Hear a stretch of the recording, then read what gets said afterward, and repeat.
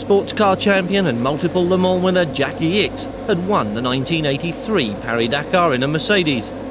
Now he headed the Rothmans team.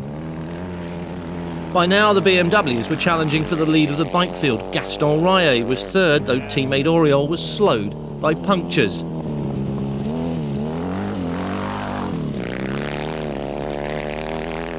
In the awesome emptiness of the Sahara, the electrics in the Jacky Ickx 911 died completely, and the problem which threatened retirement took a long while to find and correct. Some of the Paris Dakar's most spectacular scenery is to be found almost as soon as the competitors landed on the African continent in Algeria. But in the Hogger Mountains there's a harsh and savage beauty of a landscape where the temperature in winter falls below freezing as soon as the sun goes down. The rally stops every night, there's no competition after dark, so keeping warm is the main objective. In daylight, a different kind of survival is the name of the game. Jochen Mass has piled his Mercedes into a large rock, and now there's much work to be done before he can continue, if he can continue. This is one of the loneliest places on Earth, and no place to be stranded with a damaged radiator. Here in the desert, even the camels struggle for life and often lose. Rothmans Porsche driver Rene Metge has grabbed the lead of the car section as Ickx's troubles multiplied.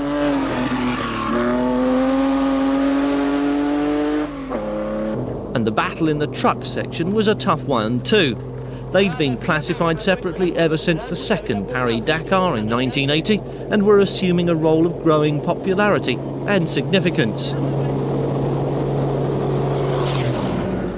2 weeks into the event and the strain begins to tell on the machinery. And the fatigue is evident in the faces of the drivers as well. And there's another week to go. Thierry Sabine was in evidence at just about every overnight halt, updating the competitors about everything from the weather and the state of the roads to the political situation of the small countries along the route.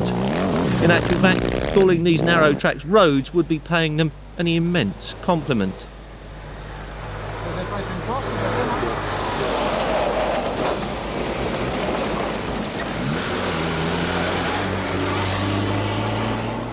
Metge leads, although most observers thought the Porsche simply wouldn't last the course.